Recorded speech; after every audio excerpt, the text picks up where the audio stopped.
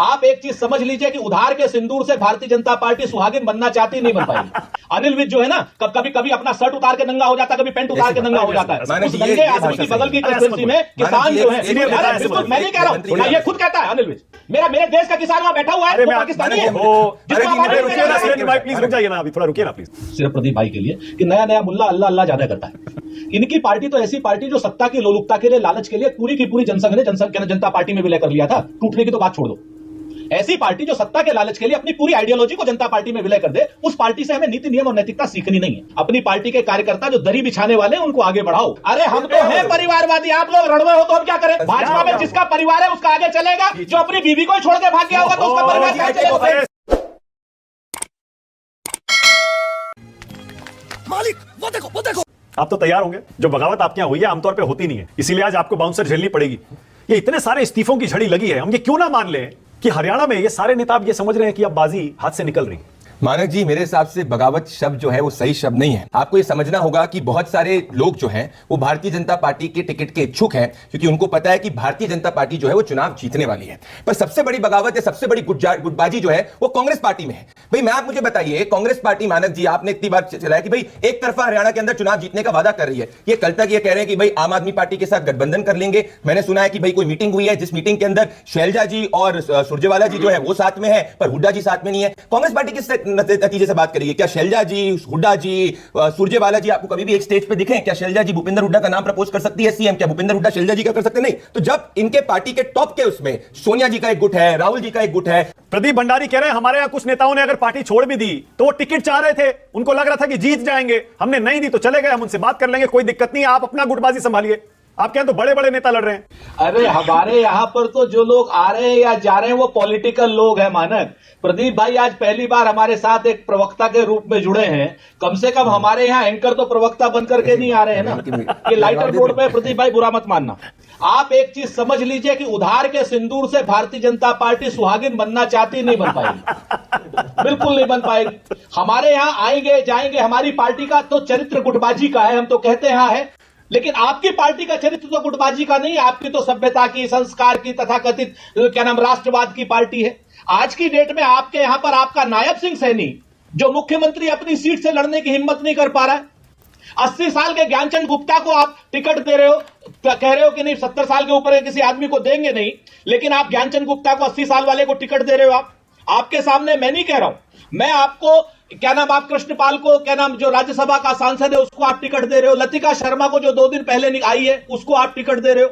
आप हमसे जो बात कर रहे हो कम से कम अपने उसमें झांक करके देखो, हम अपनी गुटबाजी को संभाल लेंगे। और है हमारे यहाँ गुटबाजी, आदेश भी बैठा हुआ ये भी बताएंगे है गुटबाजी। और गुटबाजी तो स्वस्थ लोकतंत्र की निशानी होती है और कांग्रेस की रीढ़ है गुटबाजी। सुरेंद्र भाई एक सेकंड देखिए, गुटबाजी बिल्कुल सही है, सब पार्टियों में होती है, लेकिन सवाल यह है कि आप लोग संभाल नहीं पाते। सारा मसला ही यही है। कितने नेता छोड़ के चले गए, मैंने लिस्ट बताई आपको, आप संभाल नहीं पाते उनको। एक बात बताओ, वो बिल्कुल अच्छा मानक भाई एक छोटी सी बात बताओ ना। हाँ। हमारे लिए आप किलो में तौलोगे, प्रदीप भंडारी के लिए लीटर में नापोगे। हमारे लिए तो आप पिछले 10 साल में जितने लोग छोड़ के गए, ज्योतिरादित्य सिंधिया, फलाने ढिमकाने, आरपीएन सिंह, ये सिंह वो सिंह, सारा आप बता दिया। हाँ।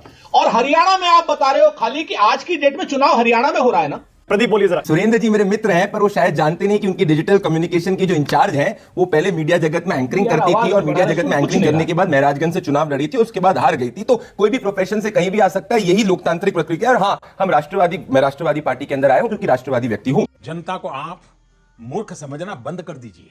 इस प्रकार की बचकाना बातें किसी के गले नहीं उतरती, लोग मजाक उड़ाते हैं। अब इन्हें नायब सिंह सैनी की बात करी, कुरुक्षेत्र से चुनाव लड़े जीते, नारायणगंज से चुनाव लड़े जीते, करनाल से चुनाव लड़े जीते, और इस बार लाडवा से भी चुनाव लड़ेंगे जीतेंगे। तो नायब सिंह सैनी जो है वो पिछले कई समय के अंदर जहां से भी चुनाव लड़ते हैं जीतता है। यही भारतीय जनता पार्टी की बात है। बदली क्यों है?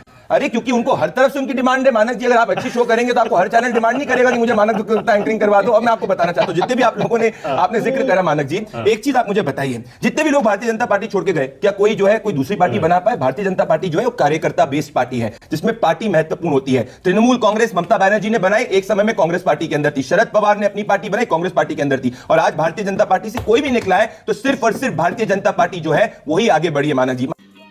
समझ रहे हो? समझ रहे हो ना? Okay, alright, okay. Surendra Rajput बोलिए। 3 चीजें बड़ी इंपॉर्टेंट है मानक भाई।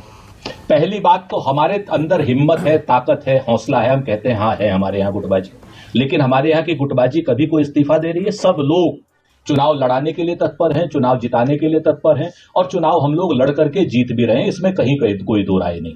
पिछली बार आप में 10 में से 10 सीटें जीते थे हरियाणा में, आप आज की डेट में 5 हो गए हो, आपके सामने है अपने आप ही। हम 33 से 70 पर जा रहे हैं आज की डेट में प्रदीप भाई, आप चिंता मत करो, 70 से 1 सीट नीचे नहीं आएंगे 90 में से, और आप लोग दहाई का क्या नाम आंकड़ा नहीं पार कर पाओगे, ये भी आप समझ लो।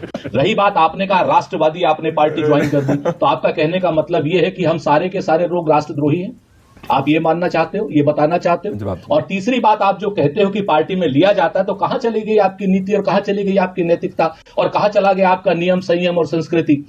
जब आप हमारे यहां से 2 दिन पहले से आए हुए आदमियों को टिकट दे रहे हो, जब आप कुलदीप बिश्नोई को भाई अपना नाजायज क्या नाम सरबराह बना दे रहे हो, बाप कहूंगा तो आप परेशान हो जाओगे।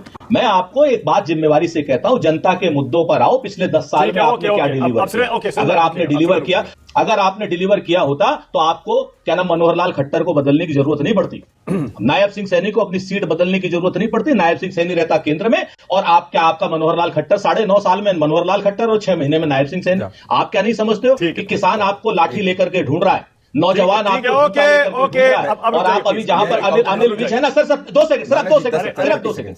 अनिल विज जो है ना, कभी अपना शर्ट उतार के नंगा हो जाता है, कभी पैंट उतार के नंगा हो जाता है। उस नंगे आदमी की बगल की कंस्टिट्यूंसी में किसान जो है, बिल्कुल मैं नहीं कह रहा हूं, ये खुद कहता है अनिल विज खुद कहता है, और उसी की बगल की कंस्टिट्यूंसी में किसान बैठे हुए हैं, जिनको आप दिल्ली नहीं आने दे रहे हो, आदेश रावल दिल्ली नहीं आने दे रहे हो आप उनको। अरे सुरेंद्र भाई, किसी के ऊपर ऐसे पर्सनल मत करिए ना भाई। ऐसे पर्सनल, मेरे देश का किसान वहां बैठा हुआ है, वो पाकिस्तानी है। अरे रुकिए ना सुरेंद्र भाई, प्लीज रुक जाइए ना, अभी थोड़ा रुकिए ना प्लीज। ओके, इस आरोप का जवाब दीजिए कि हमेशा आपकी पार्टी में, खासतौर से पिछले 10 साल में, ऐसा क्यों होता है कि एकदम अनजाने चेहरों को बड़े पद दिए जाते हैं और जो धुरंधर होते हैं, क्षत्रप होते हैं, उनको साइडलाइन कर दिया जाता है? मानक जी, हमारी पार्टी ना मीडिया के हिसाब से पद्मा अवार्ड देती है, ना मीडिया के हिसाब से मुख्यमंत्री बनाती है। नायब सिंह सैनी जी 4 एमएलए बने हुए हैं, क्या पहली बार एमएलए बने? नहीं। कुरुक्षेत्र से चुनाव जीते, नारायणगढ़ से चुनाव जीते, करनाल से चुनाव जीते। ये तो मीडिया का बायस है कि वो एक जमीनी कार्यकर्ता जो हमेशा से जनता के बीच में चुनाव जीता था, उसको कवर नहीं करते। हम पीआर के हिसाब से नहीं करते। उड़ीसा के मुख्यमंत्री जिसको पार्टी ने बनाया, एक जमीनी कार्यकर्ता है, एमएलए रह चुके हैं,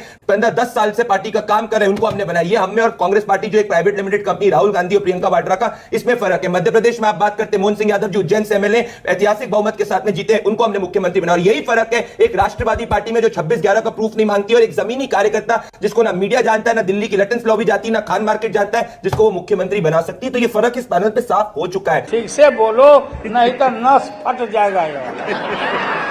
तो आप ये मत समझिए कि किसी का नाम चलेगा तो हिसाब से होगा। हमारी पार्टी में एक बूथ का व्यक्ति भी जो है वो मुख्यमंत्री बन सकता है। ये फर्क है। मेरे को थोड़ा 20 सेकंड समझ लीजिए। मैं एक चीज कहना चाहता हूं, हरियाणा के अंदर मुख्य बात क्या है मानव जी? मुख्य बात यह है कि कांग्रेस पार्टी ने पर्ची का सिस्टम चलाया था 10 साल, जब भी वो सत्ता के अंदर थी। भ्रष्टाचार कांग्रेस पार्टी के अंदर हुआ करता था, रोड नहीं बनी थी। हरियाणा के अंदर की बात कर रहा हूं। पर्ची और खर्ची के नाम से हर व्यक्ति था, एक समाज के लोग काम करते थे। हमने हर बिरादरी का काम किया, इसीलिए 2014 में भी हम जीते, 2019 में मनोहर लाल खट्टर जीते, तब भी हमारी सरकार बनी, और 2024 में भी नायब सिंह सैनी जी के अंदर हमारी सरकार बनेगी। मेरा इनसे वापस से सवाल है, इनमें तो मुख्यमंत्री तक डिक्लेयर नहीं, कहते थे हम टिकट नहीं डिक्लेयर करेंगे, हमने अपने टिकट डिक्लेयर किए। मैक्स 4 से 5 सीट के ऊपर मान लीजिए लोगों ने अपनी डिफरेंट राय करी। इनके पार्टी में जितनी सीट होगी, उतनी सीट पे इनकी बगावत होगी, जितनी कांग्रेस है आपको पता ही नहीं। अरे मुख्यमंत्री चेहरे पे मत जाइए, मैं पूछूंगा महाराष्ट्र में बता दीजिए। महाराष्ट्र में फंस जाएंगे आप। ना, नहीं फंसूंगा, मैं बोल रहा हूं महाराष्ट्र में इस वक्त जो है एकनाथ शिंदे फर्क है। हम तीनों को आप एक स्टेज पे बैठा दिए, तीनों एक तीसरे की तारीफ करेगा क्या? कुमारी शैलजा जी, भूपेंद्र हुड्डा जी और सुरजेवाला जी पब्लिक डोमेन में आपको। ओके, सुरेंद्र राजपूत आपकी बारी है, बोलिए सुरेंद्र राजपूत।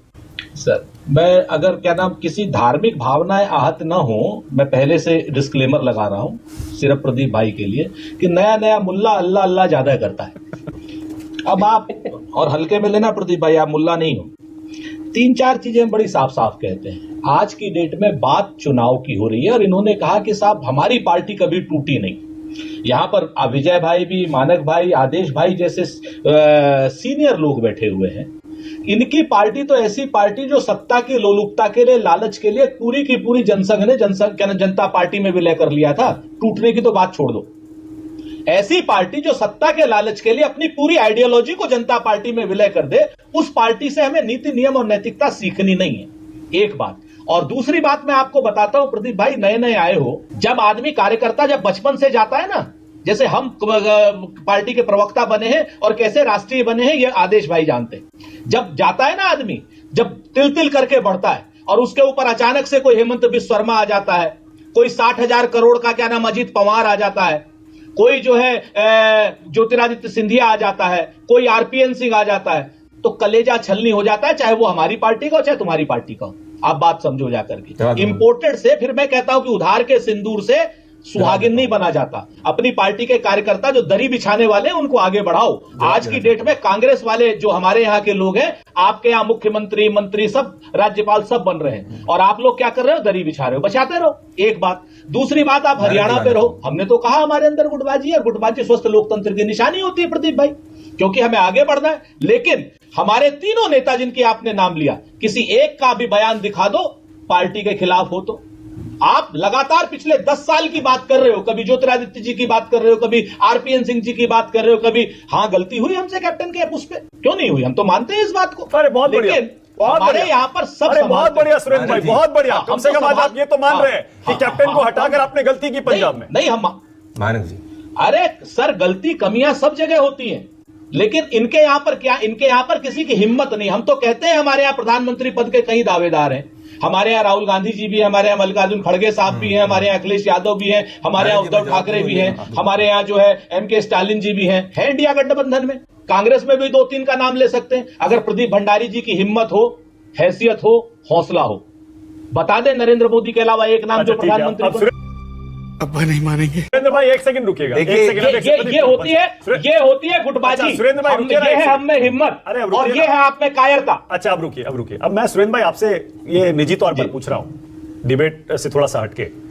आप प्रदीप भंडारी के पीछे क्यों पड़े हैं भाई? मैं बताना चाहता हूं। ऐसे तो आपकी पार्टी के और भी बहुत सारे प्रवक्ता बीजेपी में आए, और अब तो प्रदीप को बहुत टाइम हो गया है हुए। अब तो उनको बीजेपी प्रवक्ता मान लीजिए ना, आप ये आ चुके बीजेपी प्रवक्ता बन गए। मान लिया मैंने, मान लीजिए। अब आप मैं कहना चाहता हूं, मानने को तैयार नहीं है अभी तक। अरे सुनिए, मैं बताता हूं।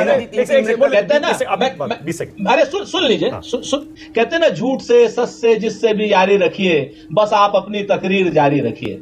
अब तो आप मालिक है बाजार के, जो भी चाहिए कीमत हमारी रखिए। ओके प्रदीप भाई, हम तो चाहते हैं ये बढ़िया प्रवक्ता बने और ये अच्छा बने, ये भी राज्यसभा जाए। देखिए, मेरी लेकिन संस्कृति इसके साथ साथ जो इनके यहाँ के जो मेन प्रवक्ता है, करने की, पर जब कोई बड़ा व्यक्ति बौखला जाता है, उलझुल बातें करता है, तो मैं बताता हूं जरूर सुरेंद्र राजपूत जी, जो पूरी डिबेट में आप बात कर रहे हैं, आप सुप्रिया श्रीनेत की बात कर रहे हैं, जो एकदम से आई थी बनके, एकदम से चुनाव लड़ लिया, सुरेंद्र राजपूत को टिकट नहीं मिला, उनकी जमानत जब्त हो गई और आपके जाके ऊपर बैठ के सीनियर बना दी। तो बिल्कुल मैं समझ सकता हूं सुरेंद्र राजपूत को जानते नहीं। आज जो सुप्रिया श्रीनेत के प्रति आप निकालना चाहते निकालिए। आप हर्षवर्धन, आप राजनीति को, आप अभी राजनीति का मनमोहन सिंह जी को प्रधानमंत्री बनके सोनिया गांधी की एनएसी से पूरी सरकार चलाई थी, हमको मत दीजिए। हमारे प्रधानमंत्री बूथ लेवल से उठ के हुए, आपके जैसे नहीं कि गांधी परिवार का नाम लगा दिया, वो भी एक्चुअल नाम नहीं है, और वो ही हमेशा सत्ता चलाया जाएगा सुरेंद्र राजपूत जी। और एक और बात सुनिए, 50 चुनाव हारे हैं 2014 के बाद से,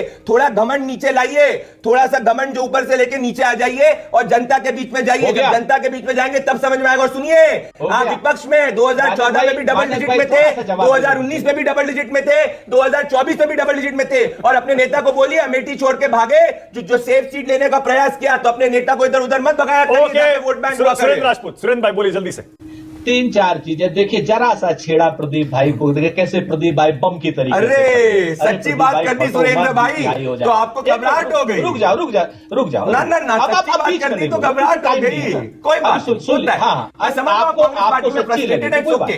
आपको सुप्रिया श्रीनेत जी का इतिहास नहीं पता। हर्षवर्धन जी की बेटी हमारे बहुत बड़े नेता। हाँ, तो बेटी के बेटा तो इन्हें कर दिया, इन्हें एक्सपोज कर दिया कैसे। बिल्कुल, हम तो है परिवारवादी। अरे हम तो हैं परिवारवादी, आप लोग रणवे हो तो हम क्या करें?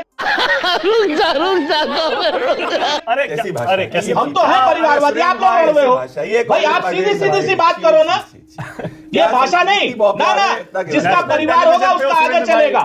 राजनाथ सिंह का परिवार है, आगे चल रहा है। कैसे शब्दों का इस्तेमाल? नहीं सुन लीजिए, भाजपा में जिसका परिवार है उसका आगे चलेगा। जो अपनी बीवी को छोड़ के भाग गया होगा तो उसका परिवार चलेगा।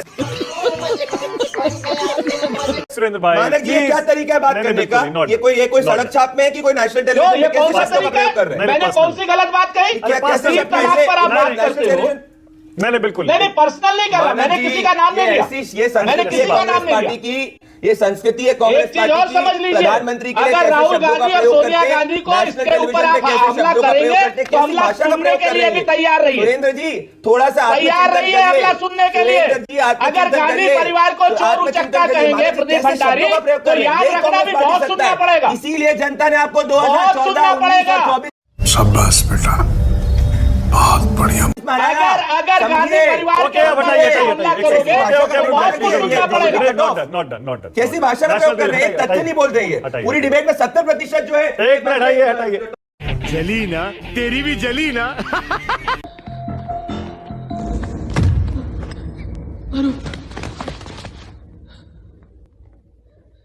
क्या हुआ? कुछ मुंह में घुसेड़ा, उसके बाद गले को उधेड़ के नाक से बाहर निकाला, उसके बाद मेरी बत्ती गुल हो गई।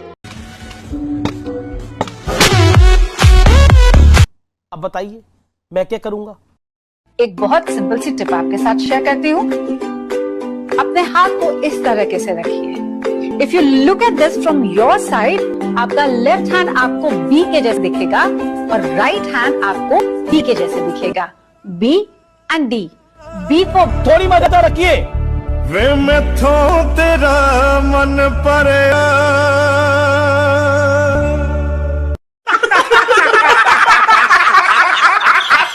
खत्म, bye bye, tata, goodbye, गया ना ना ना, खत्म, bye bye, tata, goodbye, गया।